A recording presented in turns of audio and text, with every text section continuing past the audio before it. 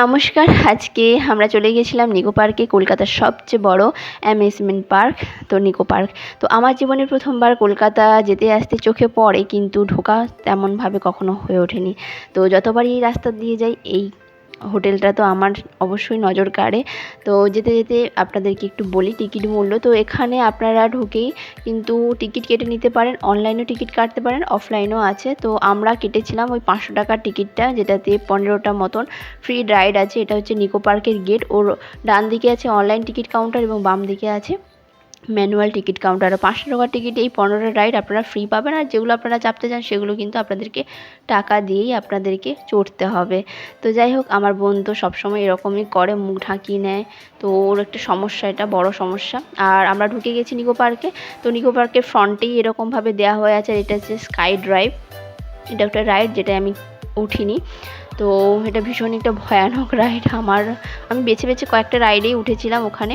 তো এটা নিকো পার্কে দুটো পার্ক আছে, একটা ওয়াটার পার্ক এবং একটা ড্রাই পার্ক, যেটা আমরা ড্রাই পার্কের টিকিটটা কেটেছিলাম। তো আমরা এখন উঠে পড়েছি মুন র্যাকারে। এটা একটা আমার ফার্স্ট রাইড।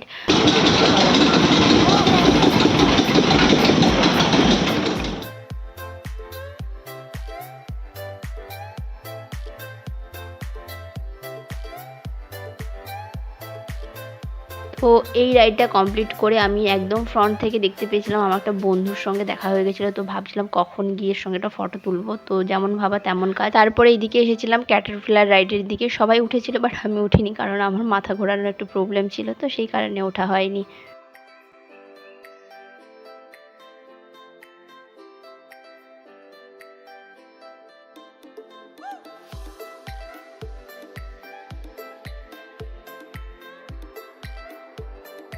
তো ওই রাইডগুলো কমপ্লিট করার পরে আমরা এই আইফেল টাওয়ারের দিকটাও চলে এসেছিলাম। তো এটাও একটা রাইড। তো এর ওপর থেকে চারিদিকটা এত সুন্দর লাগছে কি বলবো। তো ওখান থেকে আমরা চলে এসেছিলাম টয় ট্রেনের দিকে। এত বিউটিফুল লাগছে, চারিদিকটা একদম কালারফুল। তো এই টয় ট্রেনে উঠে পড়েছি। টয় ট্রেনটা উঠেছিলাম, এটাও আমাদের ফ্রি ছিল। তো ওই দিকে ছিল স্পাইডার হোয়াইল, তো ওটাতেও উঠিনি, বিকজ আমার প্রবলেম প্রথমেই বললাম। তো এই কয়েকটা বেছে বেছে আমি করেছি, বাট আমার সঙ্গে আমার বোনরা যারা ছিল তারা প্রায় সবগুলোতেই উঠেছে। তো এই টয় ট্রেনটা পুরো নিকো পার্কের পুরো গোলভাবে ঘুরিয়ে আনবে।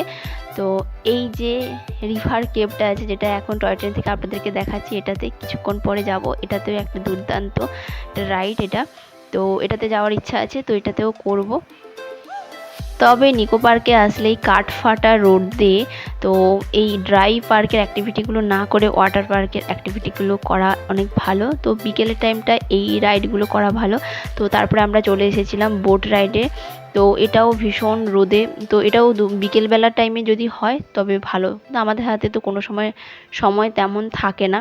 তো তো কী করব, যেহেতু এসেছি আবার কবে না কবে আসবো, সেই কারণে করে নিয়েছিলাম। তবে এই রোদের মধ্যে এইসব রাইড না করাই ভালো। তবে ওয়াটার অ্যাক্টিভিটিগুলো এই সময় নিকো পার্ক আসলে ওয়াটার অ্যাক্টিভিটিগুলোই প্রথমে করে নেওয়া, দেন একটু বিকেলের টাইমটা এই ড্রাই পার্কের অ্যাক্টিভিটিগুলো করা তো খুবই ভালো হয়, বিশেষ করে গরমকালে। তো শীতকালে আমার জানা নেই, তো শীতকালে কখনো আসা হবে নাকি আমি জানি না। তো তারপরে উঠে পড়েছিলাম রোপওয়েতে।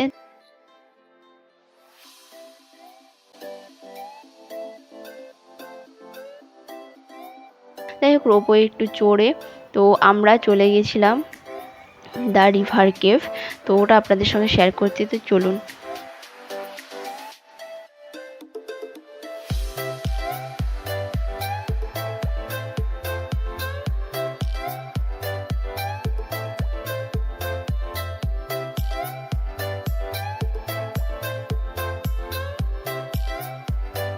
তো তারপরে আমরা চলে এসেছি দ্য রিভার কেভে। এর মধ্যে এর রাইডটা হচ্ছে নৌকার মধ্যে বসতে হবে, দিয়ে আস্তে আস্তে পার্ট পার্ট করে দেখানো আছে ডাইনোসরের যুগ, মিশরের মমি, এলিয়ানের যুগ, তো বিভিন্ন রকম হরর টাইপ কিছু তো এরকমভাবেই আছে। তো এইগুলো দেখার পরে তো তারপরে আমরা চড়েছিলাম most dangerous ride in the Nicco park, তো যেটা হচ্ছে রোলার কোস্টার।